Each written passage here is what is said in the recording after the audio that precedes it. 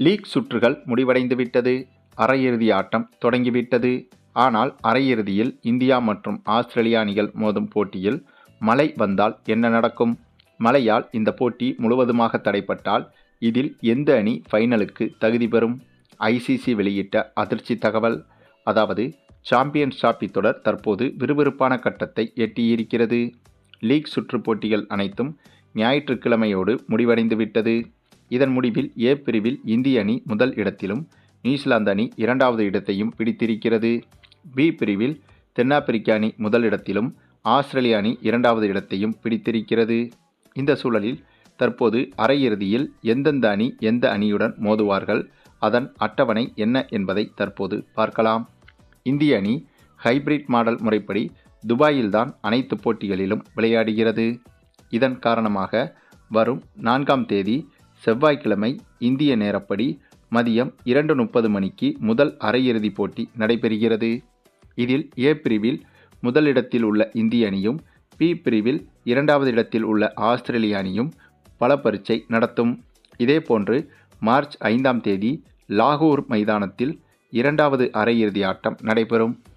இதில் நியூசிலாந்து அணியை தென்னாப்பிரிக்க அணி எதிர்கொள்கிறது. இந்த தொடரில் 3 முக்கிய ஆட்டங்கள் மழையால் ரத்து செய்யப்பட்டிருக்கிறது. இதனால் அரையிறுதி போட்டி ரத்தானால் என்ன நடக்கும் என்பதை தற்போது பார்க்கலாம். உதாரணத்திற்கு மார்ச் 4ஆம் தேதி இந்தியா ஆஸ்திரேலியா மோதும் ஆட்டம் மழையால் பாதிக்கப்பட்டால் எந்த இடத்தில் போட்டி தடைப்பட்டதோ அதே இடத்திலிருந்து மீண்டும் மறுநாளான மார்ச் 6ஆம் தேதி அந்த போட்டி தொடங்கும். இரண்டு அணிகளும் குறைந்தபட்சம் 20 ஓவர்கள் விளையாடினால் மட்டுமே டக்வர்த் லீவிஸ் முறையும் அமல்படுத்தப்படும். ஒருவேளை மறுநாளும் மழை பெய்து போட்டி முழுவதுமாக நடைபெறாமல் போனால் புள்ளிப்பட்டியலில் ஆஸ்திரேலியாவை விட இந்திய அணி முதலிடத்தை பிடித்திருக்கிறது. இதன் காரணமாக இந்திய அணி இறுதிப் போட்டிக்கு சென்றதாக அறிவிக்கப்படும். இதேபோன்று நியூசிலாந்து தென்னாப்பிரிக்கா மோதும் ஆட்டமும் மழையால் தடைப்பட்டால் மார்ச் 7ஆம் தேதியன்று மீண்டும் நடத்தப்படும்.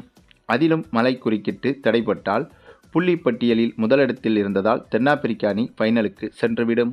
ஒருவேளை இந்திய அணி இறுதிப் போட்டிக்கு தகுதி பெற்றால் துபாயில் மார்ச் 9ஆம் தேதி இறுதிப் போட்டி நடைபெறும். அந்த ஆட்டம் மழையால் தடைப்பட்டால் மார்ச் 10ஆம் தேதி திங்கட்கிழமை அதே துபாய் மைதானத்தில் ஃபைனல் நடைபெறும். ஒருவேளை இந்திய அணி ஃபைனலுக்கு செல்லவில்லை என்றால் லாகூர் மைதானத்தில் இறுதிப் போட்டி நடத்தப்படும். அது மட்டுமில்லாமல் ஒருவேளை இந்தியா ஆஸ்திரேலியா அணிகள் மோதும் செமிஃபைனல் போட்டியில் மழை வந்து போட்டி நடைபெறாமல் போனால் நேரடியாக இந்திய அணி ஃபைனலுக்கு தகுதி பெற்றுவிடும். ஆகையால் மழை வருவது என்பது ஆஸ்திரேலியா அணிக்குத்தான் பெரும் பின்னடைவாக அமையும். மேலும் உலகக்கோப்பை தொடரில் ஃபைனல் வரை சென்ற இந்திய அணி ஆஸ்திரேலிய அணியிடம்தான் தோற்று உலகக்கோப்பையை பறிகொடுத்தது. ஆக அதற்கு பலி தீர்க்கும் வகையில் இந்த போட்டியில் ஆஸ்திரேலிய அணியை வீழ்த்தி மினி உலகக்கோப்பை தொடரிலிருந்து ஆஸ்திரேலியாவை இந்திய அணி வெளியேற்றுமா என்ற அந்த ஒரு எதிர்பார்ப்பிலும் இந்திய ரசிகர்கள் இருந்து வருகின்றனர். சரி, நீங்கள் சொல்லுங்கள், உலகக்கோப்பையில் பட்ட கடனுக்கு இந்த மினி உலகக்கோப்பையில் ஆஸ்திரேலிய அணியை பலி தீர்க்குமா இந்திய அணி என்பதை பற்றி நீங்கள் என்ன நினைக்கிறீங்கன்னு உங்களுடைய கருத்துக்களையும் கமெண்டில் தெரிவிங்க. மேலும் இந்த வீடியோ பிடிச்சிருந்தா லைக் பண்ணுங்கள், மற்ற அனைவருக்கும் ஷேர் பண்ணுங்கள், மறக்காமல் நம்ம சேனலை சப்ஸ்கிரைப் பண்ணுங்கள்.